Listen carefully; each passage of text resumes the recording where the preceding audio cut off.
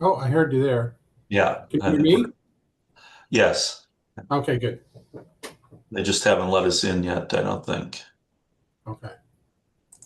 But I believe it's thank goodness you're here because that would 1, 2, 3, 6, 7 give us quorum. Okay. So, yeah. Good. Much appreciated. Hey, Brett, how you doing? Good, John, how are you? Good. Oh, great. Cheryl's here too. We were struggling with quorum there up until the last 30 seconds, Brett. So, Yeah. So I think we're ready to go. We've got enough, I think. So our chair is unable to be here today. So when I walked through the door, I was told I had something to do, so which is fine. So we'll call the meeting to order and check on the attendance. And we just kind of went through that. So I take it we have enough to have an official meeting. So we'll move on to the agenda. And so are there any additions to the agenda or can we proceed? There being no additions, do we need a motion for that? Perhaps we should have a motion. I'll move. I'll move to accept the agenda. Okay. Greg Erickson. Second, I'll second. okay, we have Campbell? moved in second that we approve the agenda. So all in favor? Aye. Motion carried. Does anyone have any conflict of interest to disclose on any of the items we'll be talking about? There being none, we'll move on to item number 5 then. And so we have the Greater Fredericton Social Innovation Group and the Capital Region Service Commission data analysis. So let's start with the first one, the social innovation. That's me. Should I stand up? Yeah, you could just bring up the first slide.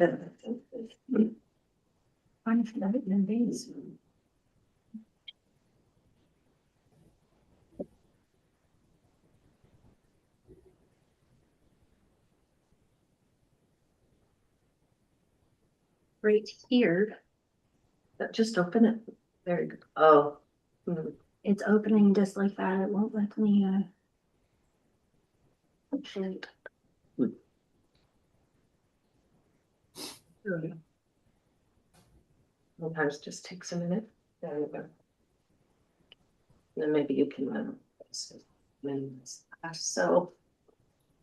hi, I'm going to take a couple of minutes just to go over GFSI and some of our recent projects. I always want to take the opportunity to tell our story. So we've been around for 15 years. We are a registered charity. We support the nonprofit sector. A lot of the work that we do is in partnership, and actually, I won't say overlaps, but we have the same objectives and mandate as Capital Region and also in Resilience and many other organizations.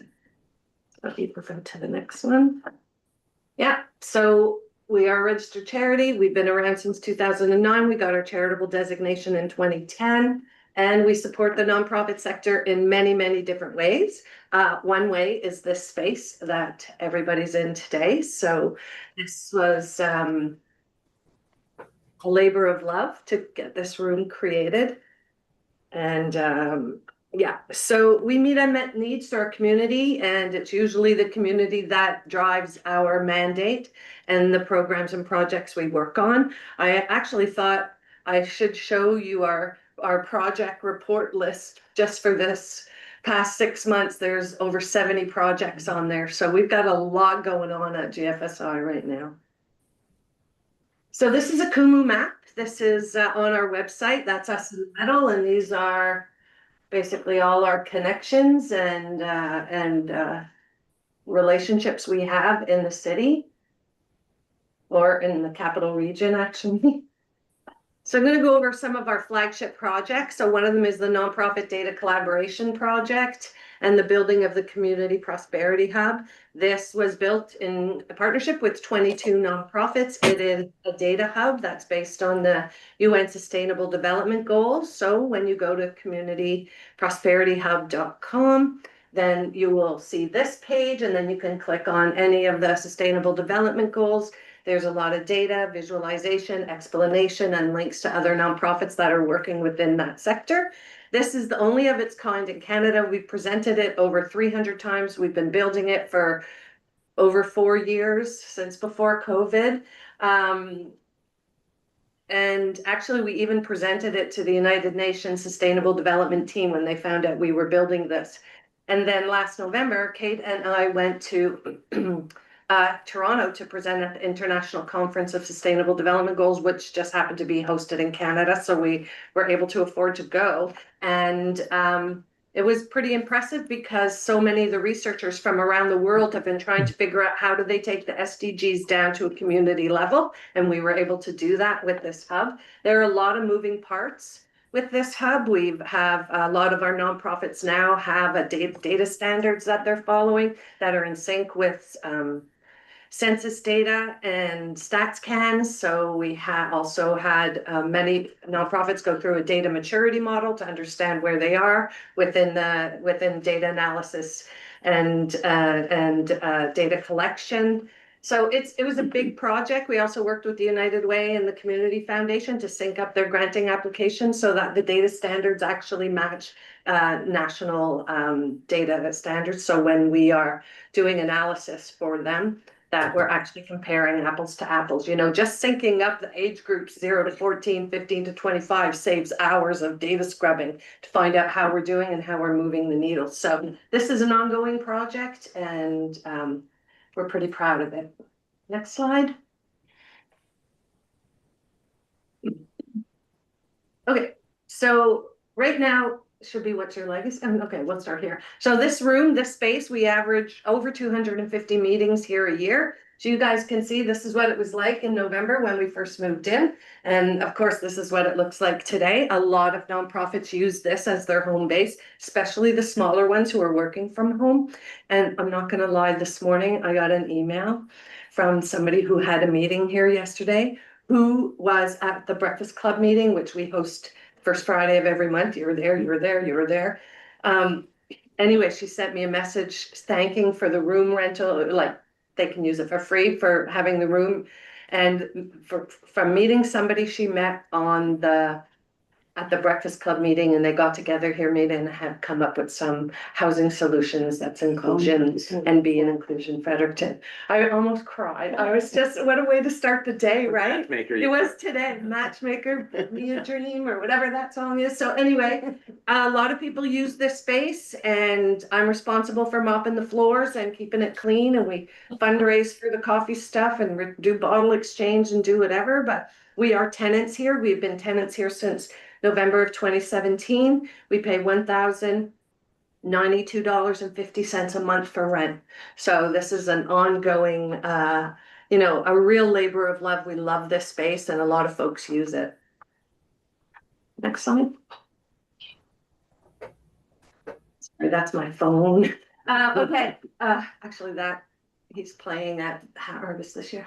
Okay, so what's your legacy? This is a program that happens every year. It's actually in full swing right now. We launched the 1st of June in partnership with the Chamber of Commerce, where we promote to professionals what causes you care about and how much time do you have and expertise do you have. And then we promote to the nonprofit sector, what causes are you addressing and what do you need at a board level. And so this is our 8th year running the What's Your Legacy program, and this is a really fabulous program because the professionals we get are really high end and really experienced, and our nonprofits are always looking for really great experience at the board level, whether it be finance, marketing, whatever it is.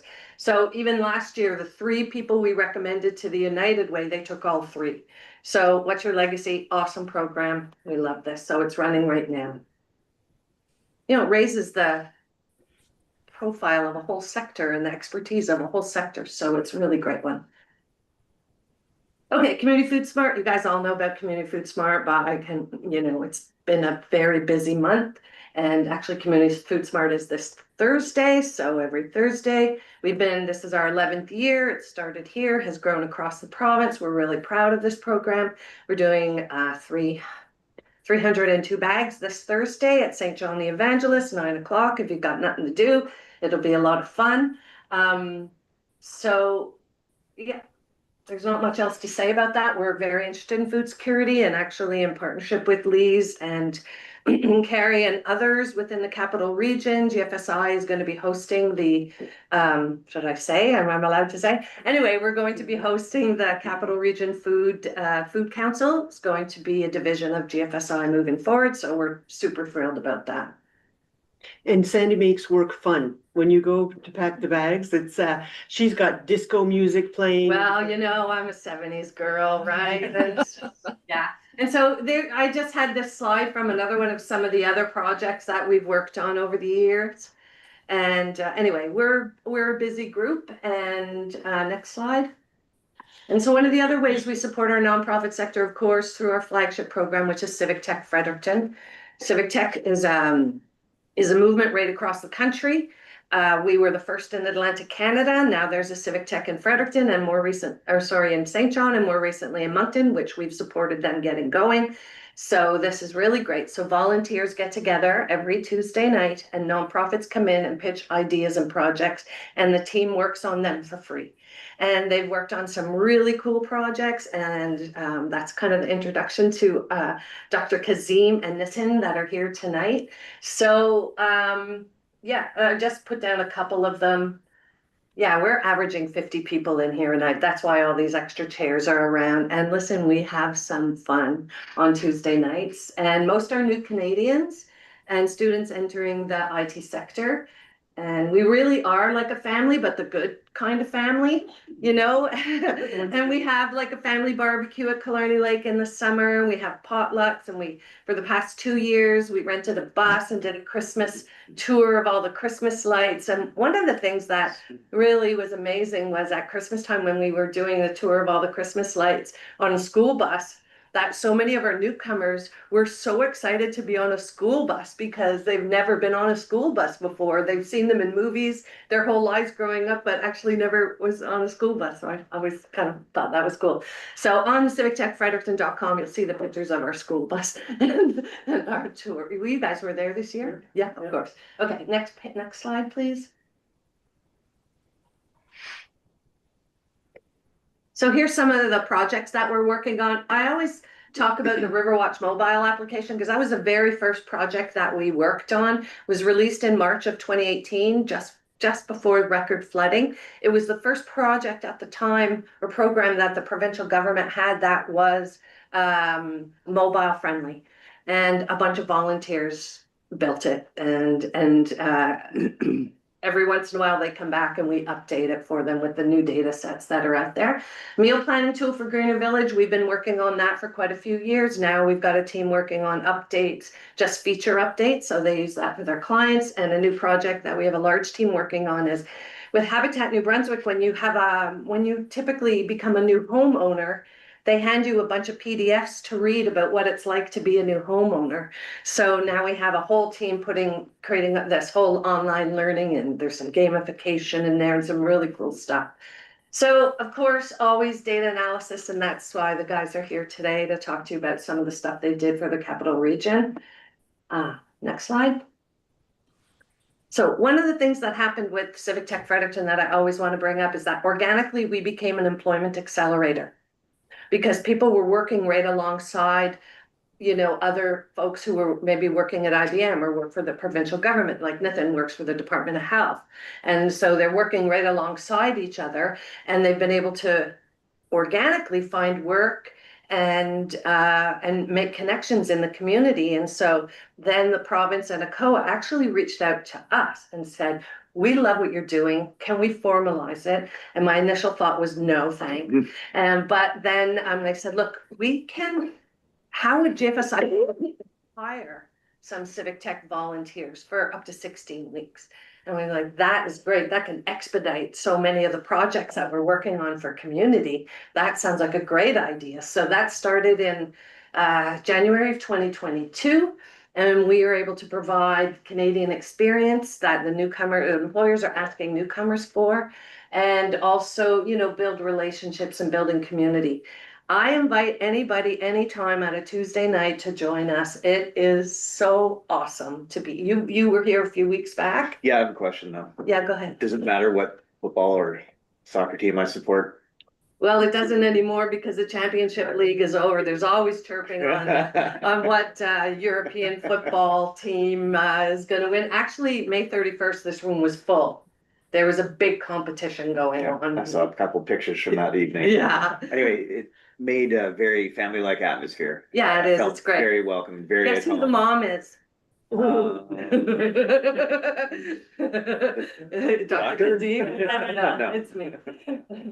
Anyway, so we've had 83% success in employment rates with our folks who have done placements with us, with our newcomers. And so in a really troubling tech market, and our newcomers who come to Civic Tech came here on the skilled workers program. Mm. And they have mad skills. They're very, very smart. Okay, next slide. Over to you, Nathan. Okay. You should go up there. Sure. Yeah. Well, a little bit. Hi everyone, my name is Nitin. I am at the Department of Health, but today I'm here as a volunteer with Civic Tech Fredericton. Really happy to be joined by Dr. Kazim. For the past couple of months, we've been working on a special project. I think like many of the people in this room, we're looking to help make a difference in our community. And our team recognized some challenges that are faced with doing that. Next slide, please. So these are common challenges I'm sure everyone's already familiar with. They're well researched. We have an aging population, both nationally, internationally. That's going to have consequences. We're aware of housing costs and situations around housing stability. Lesser talked about, in light of the previous two, are university tuition costs. Students are having to rely on larger and larger student loans. And I chose these three mainly because it is three different age demographics, but also all three have an impact on long-term health. So next slide, please. So what we wanted, the original ask was to look at social determinants of health. If you're not familiar, social determinants are all the non-medical factors that affect one's health, especially long-term, and it affects your well-being. And so this can include one's employment situation, level of education, your housing situation, which in some cases, if you're a young person, you don't necessarily have control over that. Even other aspects like your environment. So the walkability of your neighborhood, how often you're either walking to work or walking for leisure, these are things that do have consequences on health. And I guess the way I'd phrase it is you can think of all the little stresses in life. And if you add on the larger stresses, experiencing those stresses for a long period of time, whether it's decades or even just a short period of time, that's going to have an accumulated effect on one's health, and that will have an effect on how we provide health in the future. Next slide, please. So we wanted to look at social determinants. That was the ask. And so the challenge is collecting this data. Not only deciding what to collect, but collating it in a way that made sense and was presentable. Also, revised boundaries, which I'm sure everyone here is familiar with. One can look up data for individual communities, but to get it in a way that's useful for the group, we wanted to be able to handle those revised boundaries. Next slide, please. So overall, our goal, provide a snapshot of the social determinants, have it presented in a way for the new boundaries so that if a place like Douglas got split or Kingsclear got split, it would be split appropriately. And as much as we can, utilize StatsCan data. They are a data group. They provide robust data sets. And we are a volunteer group, so we wanted to use something that we were hoping would be publicly available. Next slide, please. So just kind of walk through some of the challenges we went as we tried to accumulate this.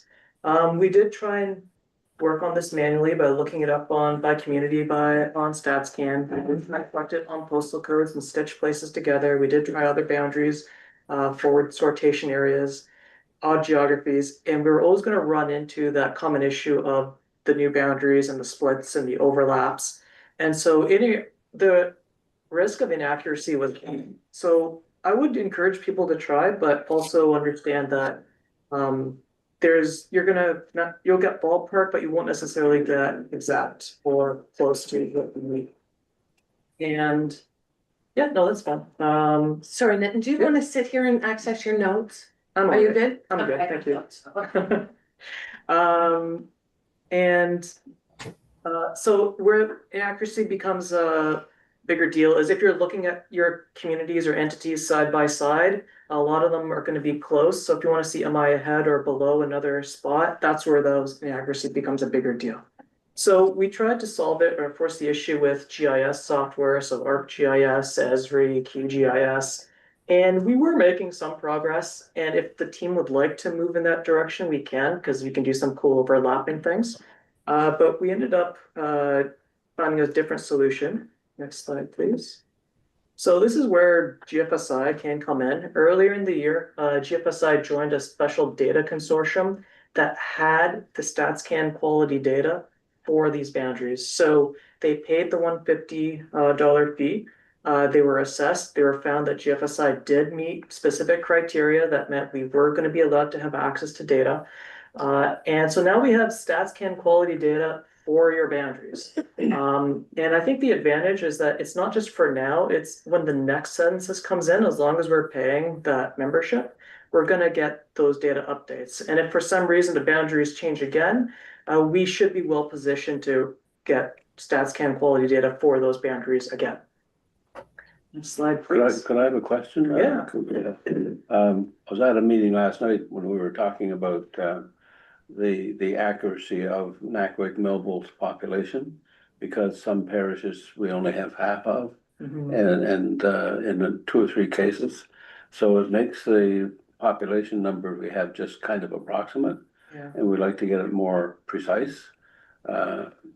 So from what you're saying, am I correct that if we went in the right direction, we could get accurate population figures of our community now? That's my understanding too. So I'm not gonna know your exact populations. What I'll know is what StatsCan is providing us. And their data comes from the census. And they're giving it for those boundaries on map. So Okay, my understanding is that yes, you would get your population based on 2021 census. ooh, But when the next one comes around, it will re-roll and re-update. yeah.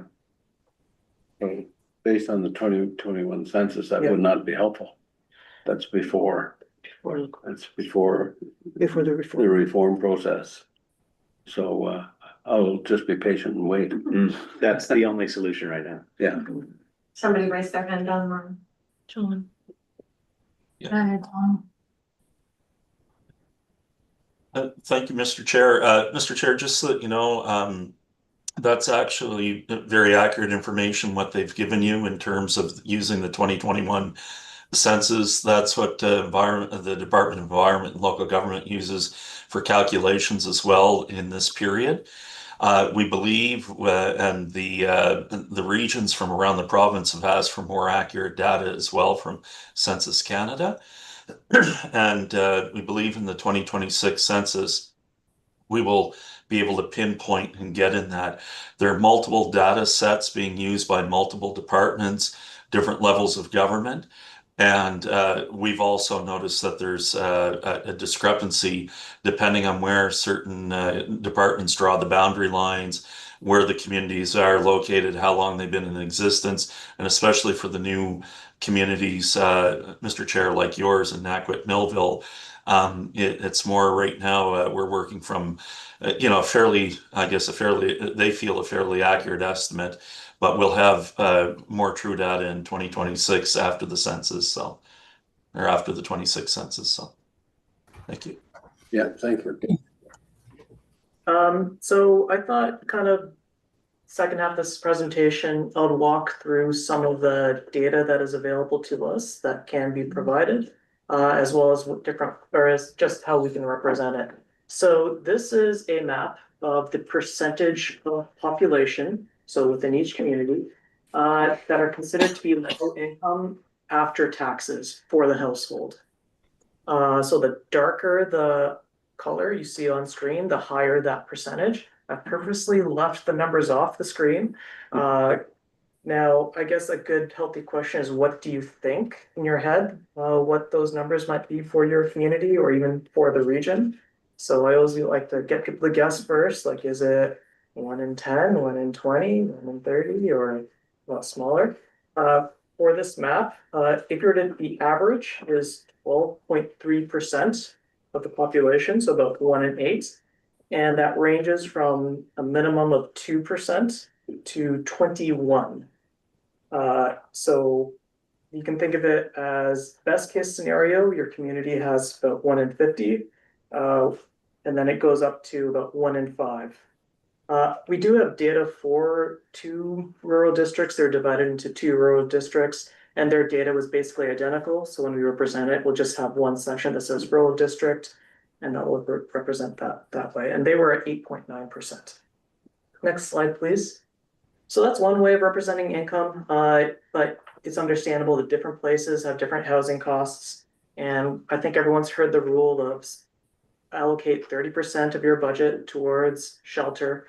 So we can get from StatsCan a percentage of the population spending more than 30% of their income on shelter. There are some caveats, some extra data is included, but it is a good approximation. So again, similar question, a similar situation, darker the value, the higher the number. Think in your head what the average might be. Turns out the average for the area was 20%, and this ranged from 10% to about 34%. The exception in this case was the rural district, they were at 6%. So we know one thing that affects your ability to earn is education level. That does affect certain jobs and access to jobs. Next slide, please. Oh, went too far. Oops, oh no, my mistake. There you go. I had one more talking point on this. I think one advantage is we can look at our data and we can kind of give you a sense for who's on the low end, who is on the high, who's in the middle. So I've organized them into these 3 tiers based on the data. This is within each tier, I put it in alphabetical order to hide it a little bit, but it gives you a sense for how you can compare the communities across from one another. Next slide, please. Sorry, now on to education. So education does affect ability to get jobs of a certain pay in certain situations. So from this is a map of percentage of population aged 25 to 64, where the highest education level is no high school. So again, you can think of it and ask yourself, what is that number is going to be? And this one was kind of interesting. The average was 9%. And what I noticed in this data set is that there was actually a bit of a gap. So it's like you had a set of communities that were 7.5% or below, and then you had another set that were above 10%. And so to me, it suggests something is there. There's something at play that causes a gap. Normally, you kind of just see data distributed throughout, but here there was a gap. Next slide, please. And then let's talk about graduation. So post-secondary grads and high school grads, something pretty consistent across most of the communities. There's usually about double the number of post-secondary grads versus high school grads as max education. So if you think of it as like a 60% had their post-secondary degree, 30% had their high school degree, and then usually there was 10% left over. So for 7 communities, so the vast majority or plurality, I should say, there was a 1.7 times more university grads than high school. 2 communities were at 1.3% more, or 1.3 times the amount of university grads compared to high school. At the high end, there was 1 community that had 5 times. They were like an 80 split. And then there was 1 community where there were more individuals where the highest level of education was high school compared to all others. The reason I bring this one up is that I think this perhaps affects messaging and how you reach out and what messages resonate and what's important to the different groups.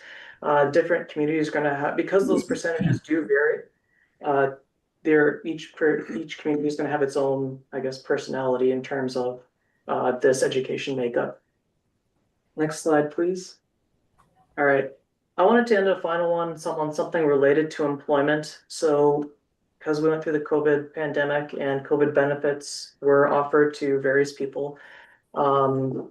This is a map of the percentage populations that were receiving COVID benefits during the pandemic. So to me, my interpretation is that this is a bit of an employment risk. So if we're looking into the near future and we anticipate that there might be difficult times across different industries or jobs, this might be an indicator about what we might see next. So in this case, the average for the group was about 5% of population was receiving COVID-19 benefits, and it ranged from 3% to 7%. And what was interesting, next slide, please. There was a bit of a breakdown. Again, I've arranged them into tiers and alphabetical order, but 8 different communities, so that's your majority, are landing in between 4 and 6%. So it gives you a sense of if there's going to be perhaps more difficulties in the job market that are immediate, we might see numbers similar to this again. Maybe. Next slide, please. So I guess just to summarize, and I'll end it here. We are a group of volunteers, but we are here to help. We will be developing some short reports for each of the communities, as well as one general report that we can distribute through Sandy afterwards. You're welcome to receiving revisions. And if you're looking through StatsCan data and you see a data element that you think would be useful to know for your particular community, we're open to looking into that for you as well. And the hope is that we've been working on a dashboard based on that map. We'll have values there so you can view it, and we'll give you access to the GFSI's website. So that's my little presentation. If there are any questions? Yeah, I had some extra stuff. Yeah, go for it. I'm always full of questions, but thank you very much for this presentation. I think it's excellent. I'm really looking forward to, the future of the 26 census data being put through this. My concern and my question related to the situation we find ourselves when we talk about data on council a lot, and I'll use housing as an example, and it's how different data sets or social or workplace or economic phenomenon kind of impact each other. Because we've been talking about housing and housing affordability pretty much as long as I've been on council. And the whole time that I've been on council, plus for 30 years prior to that, wage stagnation has been actually the biggest problem, not necessarily, cost of living increases and inflation and those kind of things. But we finally had so many decades of wage stagnation that now everything's unaffordable, right? So my question is, can we configure the data analytics in such a way so that we know when to stop working on housing affordability and start working on productivity and wage inflation? Because we're gonna need to make a decision at some point in time where increases to the affordability of housing will be offer diminishing returns, and no one's really talking about wage inflation and increasing productivity in a meaningful way as a solution to these affordability problems. So we need to be able to approach this through data, and I'm hoping you can help. I hope I can help too. I wouldn't know immediately. That's kind of something we'd have to go back and look at. What I expect is we'd probably need to see data through years, right? And having those metrics available. But yeah, happy to take a look. Yeah, we need to take a step in that direction and start thinking kind of outside of maybe the boxes that define how the data was compiled or at least originally gathered. Like one of the things that I see when I see New Maryland pop up in the way that it did, most of the people in New Maryland don't work in New Maryland, right? So which means they need to have access to transportation. That's an added expense for your work and so on and so forth. So it kind of pre-selects for professional jobs in New Maryland. Because they don't have a very robust, walk to your job economy kind of scenario. And it's funny from the slides you showed, it showed that that's a benefit for them, but also a problem because it creates extra transportation hurdles for, newcomers in the community for sure, if they don't have those professional incomes and so on and so forth. Anyway, I love how data can be used to, reveal interesting policy choices and options, but usually it's when it's mashed together. And I like to see the experts do it and not the inexperts like me do it, because I never know when I'm mashing something together if I'm creating an unholy stew of contradictions, or whether it's going to be a magic potion out of public policy. Any other questions? Any questions online?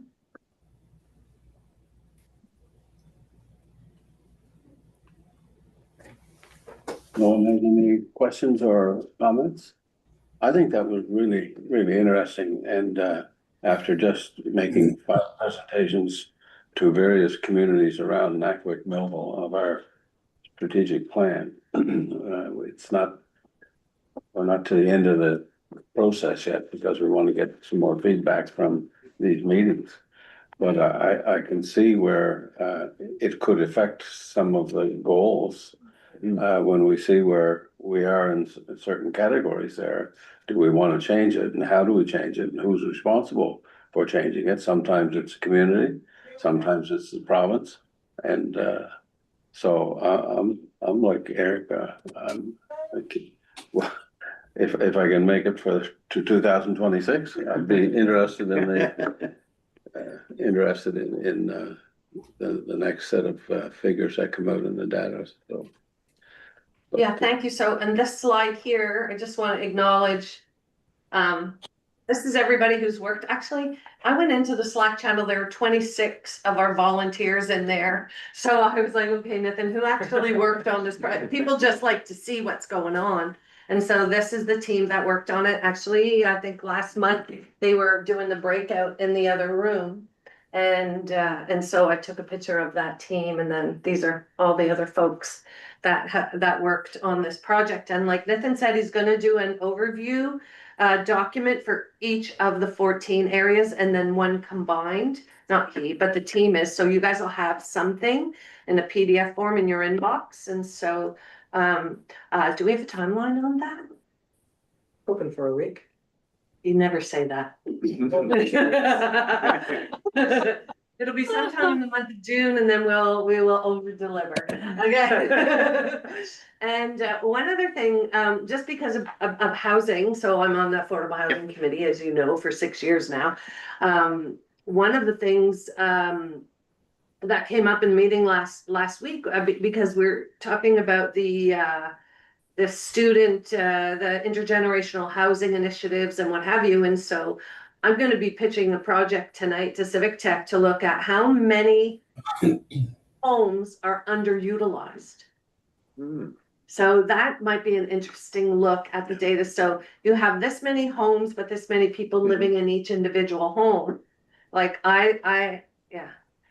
So I'd love it if that could be rooms per dwelling unit, but also how many dwelling units on a PID, right? Because how many gram. What's a PID? Property identification number is what you know. It's what your mortgage covers. Yeah, right? Yeah, okay, got it. But how many garden suites, how many basement apartments, like this kind of stuff, because you're writing all that down, because I'm pitching that tonight. Because those are the kind of things that CMHC is really interested in. And at the federal level, they've been trying to drive density by forcing those secondary dwelling units. And nobody really understands in a comprehensive way, community by community, how saturated the PIDs are with development potential. Right, that's sporadic. Let alone occupancy of it once it's developed. Right, and so, but specifically to this project, what we're interested in is how many individuals are living in a big home. Yeah. Right? Yeah. Just for the thought. So when we go to UNB and they're doing that student, what's that program? And I can't remember what it's called, but you know, they've been reaching out to older adults and looking whatever. And in order the home share program. It's like a home share, but it's a student share or something, share student or student share, whatever. It's not been successful. My guess is only because of how many emails I'm getting from UNB going, Sandy, can you share this with your community, share this with the seniors that you work with and all of that. So, and that's consistent. So I'm just. If you cross-tab by house value too, that would be very valuable. Or whether or not the household has a cottage as well. A secondary location somewhere else. Yeah. And it's not like we're gonna force people to have somebody move in there, but just when we're looking at home No, sharing. but these are housing that's- resources in our That's community, right, right? yeah. So will this be just for the city or? No, Capital Region, everything you do, Wow. everything we're John? gonna do now is. John, do you want to say something? Yes, Mr. Chair, thank you. Sandy, thank you to you and your team and the full team that's there presenting today. Very valuable information and terrific. On average, you take a subject and we have a study for it. Just wondering, is there an average kind of going rate for this type of information collection or something? Is it done on a case-by-case basis? Just trying to understand the valuation of it. How do we support it fully? That's all. Well, that's like about $1 million. Okay. No laughing. No, I'm just kidding. I was thinking, I don't know who's paying for this one, but I know it's not us. So, Well, there are two concepts I think that we need to think about as our partnership grows with the Capital Region Service Commission and the Resiliency Group, and being able to do the kind of the community development exercise that we've been doing to see who's doing what, where can we partner, and where are we not duplicating. And as far as me and Carrie and Liz go, we are not duplicating because we're in constant touch with each other and supporting each other and tapping off going, you got this one, I got this one. So we're working really hard, the three of us, to not, we are out of the three, we are the charity. We are the one that struggle financially. Everything is project-based. We don't sell anything. So, I would love to see a closer relationship and a more of a financial commitment from the Capital Region to GFSI. That would be a sweet thing. As far as putting money on doing this kind of a data analysis, you're a data guy. Like what? But you didn't work private. You're all government. This whole thing was like private, or like volunteers. Well, I know it's volunteers, but if you had to put like the person hours on it because of the exploratory nature up front was months, right? So the person hours, and you see the amount of people that worked on it, we probably wouldn't want to price it that way because that would be out of the market. So I guess that's something we could ask the team. Dr. Kazim, do you have any ideas? No. Yeah, I don't know who's doing this type of work and who we could actually ask. Ask IRDT. Maybe I'll reach out to Ted and ask Ted, say, what would you normally charge for something like this? They would charge a significant amount of money. Try with a percentage of the problem you solve. Yeah, I suppose. Then that millions figure will look small. Yeah, well, it's true, but we're not solving the problem. We're hoping to give the people that are working on it the ammunition that they need, to leverage, to get funding, to open your neighbors' doors, to wake up your community to what's really happening. Yeah, if I could add to that, Mr. Chair, is that collective action. So there's a lot of groups that are doing our data collection on different pieces. I think the secret sauce that GFSI holds with Civic Tech is you've got a group of passionate individuals willing to take on and kind of be the backbone of that structure. So I know Cheryl's on the call, but community development with Verizon is kind of leading some of their community health needs assessments. We have research NB. A lot of those folks, data's, we all want to keep our own little data, but how can we share our data in a way that, to what Director Finn has shared, can be a benefit when we're talking these large problems, whether it be transportation, housing, community inclusiveness. So I think that could be a real sweet spot between all of our partnerships is let's do the data walk together and share those. Yeah. You're saying data walk, that's specifically tapping into that woman from Ontario. And I looked at, anyway, we can take that conversation offline, but I'm not sure how many of my Civic Tech folks that would be interested in taking part in that. They're so, just because their expertise is here, Yeah. you know, we've got the cream of the crop in this room on Tuesday nights, How right? can we keep feeding it would be my question. Yeah, well, just give us the problems, they will do the analysis, that's what they wanna do. We are always looking for projects, we've got 50 people here on Tuesday nights. And so they're always looking for projects, so we'll have 2 more to present tonight. So I guess, John, the answer is I don't know what the monetary value is. But I I think, guess. Sandy, if I might, I think to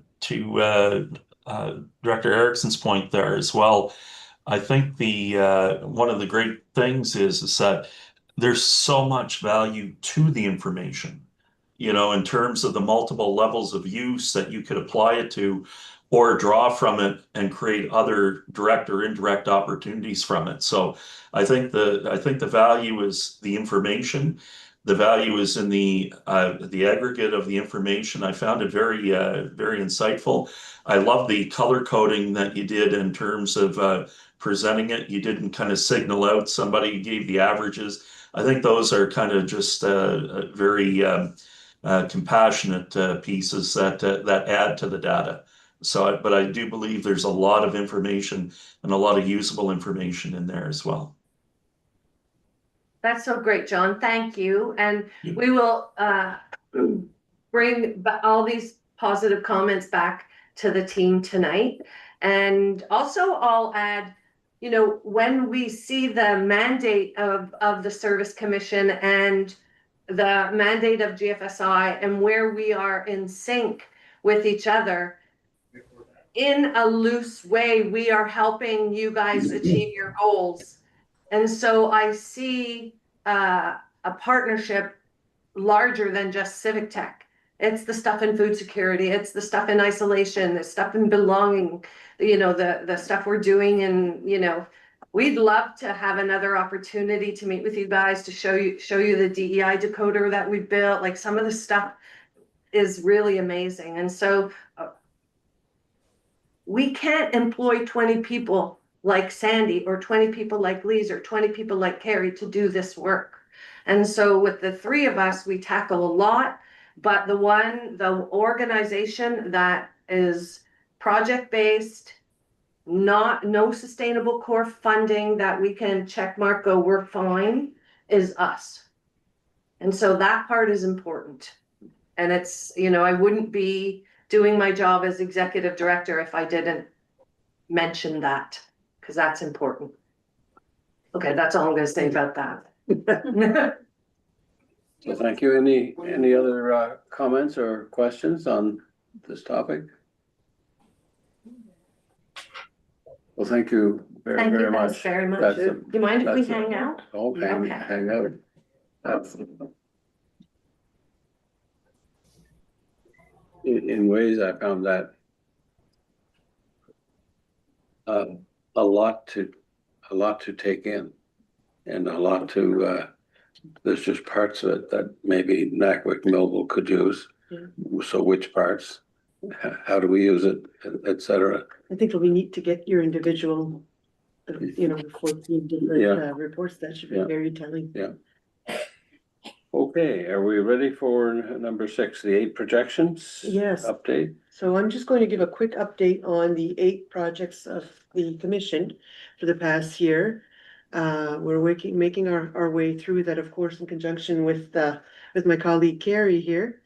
In resiliency, as you know, we've combined all the work that we do, Carrie and I do together. So I wear 3 hats: the commission, co-chair of the resiliency network, and also as a SIN coordinator for ESIC, so the Community Inclusion Network for the Economic and Social Inclusion Corporation. And so when we put on a workshop or a project, we do it together. So hosting Tamarack Institute in-person training for nonprofits, we held that workshop on May 13th with Tamarack. And we had several Horizon Community Developers, United Way, and certain members of the Community Development Standing Committee present. Then for initiative number 2, hosting a workshop on social connectors with researcher Lynn Ouellette. Well on our way. Lynn, as far as I know, her first presentation was on February 20th. However, she has held, I believe, at least 5 such clinics or workshops in various communities. Number 3 was convening leading members of communities living with disabilities. That is one of our to-dos. So we're looking at possibly doing this in September. So stay tuned. Number 4 was enhancing partnerships with faith-based organizations. Again, work has begun on that because every time we go into a community for our resiliency network meetings, we invite all the people from those churches or faith-based organizations. And we've got a few regulars now that write to me sometimes and want to be invited to further to future meetings as well.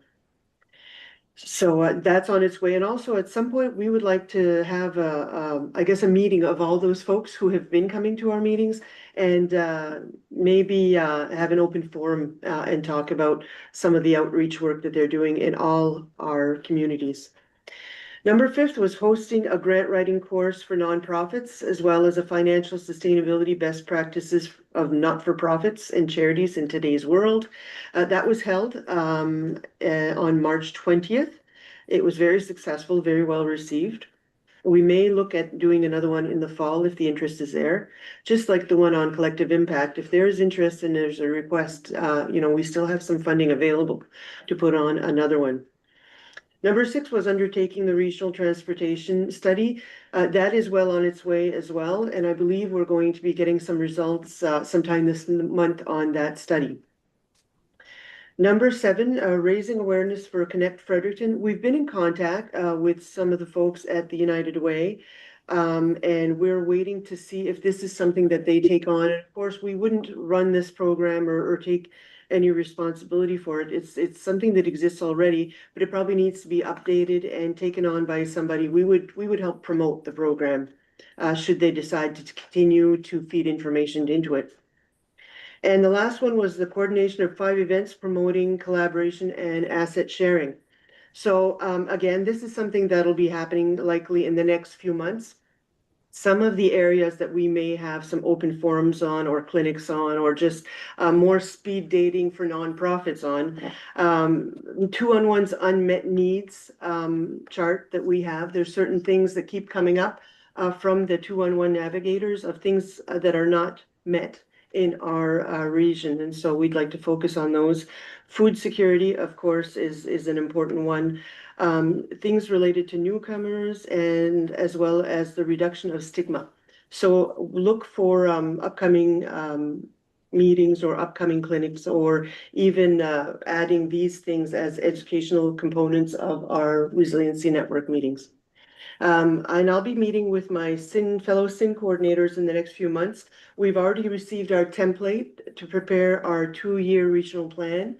And of course, through our resiliency group, we've already started strategizing and putting things on the wall and coming up with some main ideas or main areas where we'd like to focus. And we will continue to do that in the next few meetings. And of course, Carrie and I will work together with all our partners and develop those plans together. I don't know if anybody has any questions with regards to any of my three hats, I guess, my 3 areas.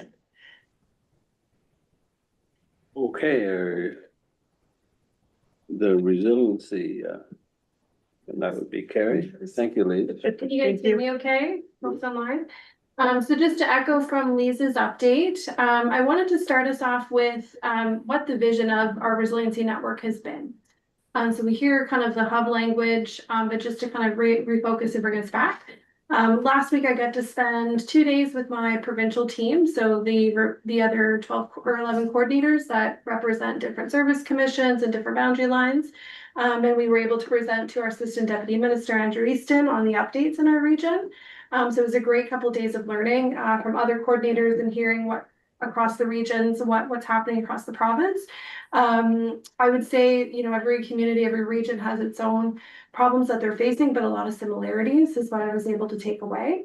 One thing that stood out for us in the capital region is how we've been able to convene our people across the region to build that regional identity. I know we have 14 entities in our region with 3 First Nation communities, and so we've been really focusing on how do we build that regional identity. So happy that Lise and Katie have joined us, and of course Sandy's support in convening all of those players in what we like to call the sandbox, or formerly the Capital Region Resiliency Network. So how can we bring cross-sector information to the table once a month, the 3rd Thursday of every month? We spend the day together from 9 until 2. 9 until 10 is typically the roundtable introductions. From 10 to 12 is typically that regional collaboration for project work. And then we've earmarked from 12 until 2 to have lunch together, but also take opportunity to learn about what's happening in the region. So we've kind of called that our Regional Resiliency Learning Network. So to date, in that Regional Resiliency Learning Network time, we've heard from Harry Farrell, Chief Harry Farrell in Maryland about going to LERT. We've heard from Nursing Home Without Walls. We actually heard last month from the Women's Institute. On deck for next week for our June meeting is Margot Shepherd with the Fredericton Community Climate Hub, and we'll be hearing from Urban Rural Rides. And so we wanted to create a space where community could gather, simply just like this room, but on a larger scale.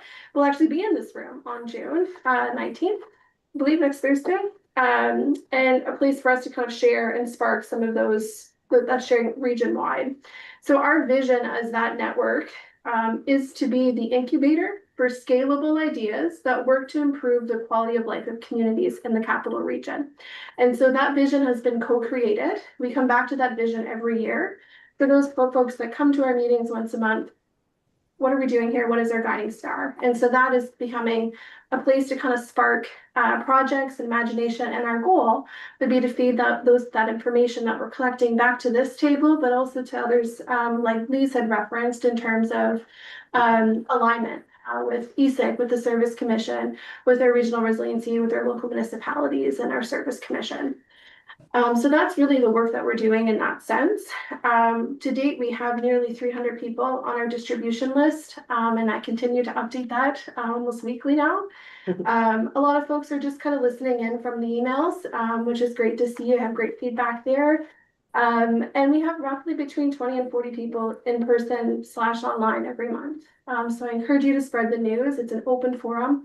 We want people to come, share, take away what they can. We've seen some really great connections that spark. And so kind of to the data theme that we're seeing, we're working with some folks in our department through Department of Justice and Public Safety to how do we measure that value of connection and trust that we're building in a community.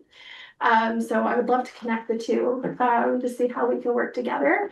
But overall, that's really what my focus is to keep kind of bringing and stirring these community partnerships. In terms of the project piece, we had 12 projects that we were funding kind of carried over from 2024 and 2025. And I'll share a little bit on a couple that are complete that have happened to date.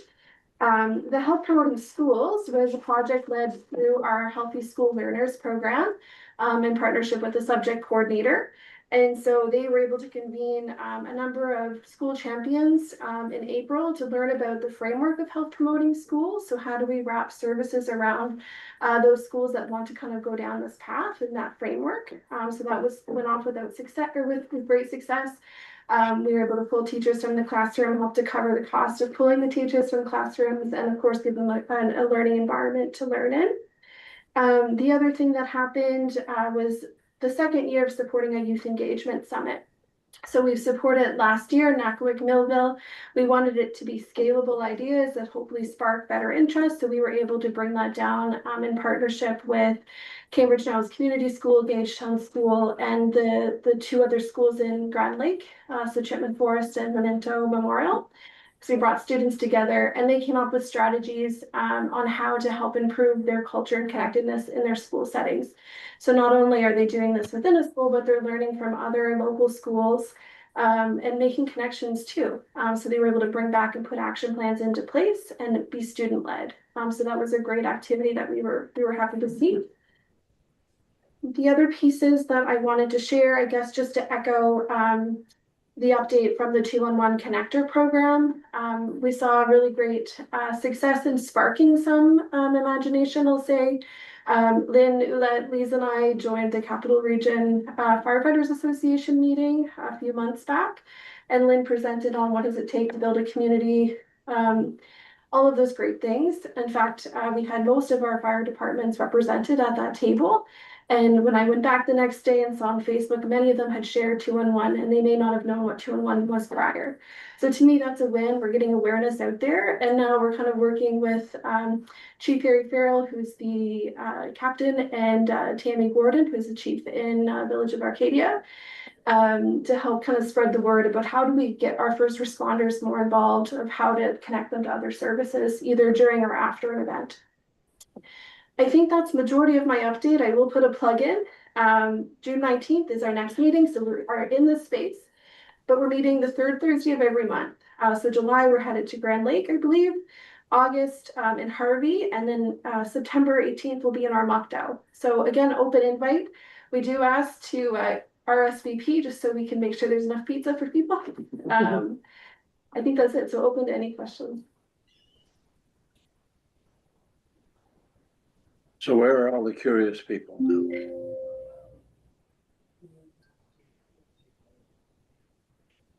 I'd like to just make a comment. I mean, I've been coming to these meetings now for quite a bit, but I've lived in Nackwick since 1967. And I'm amazed at the number of things that the city of Fredericton has going for it, and the number of volunteers and activities that you have the capacity to do. And I just wish, I mean, I feel Nackwick Millville, where I live, I think we're about at capacity as well, but we're smaller and so on. So you have to live with that and make the best of it. But I gotta say, I admire what happens in Fredericton. So anyway, John. Thank you, Mr. Chair. Mr. Chair, I'd like to echo that, but I also want to echo the fact that I see the amount of work, I see the hard work behind the scenes and the hours that these folks put in through Lise, Carrie, Sandy, and their teams, and the folks around them, and now Katie joining our group.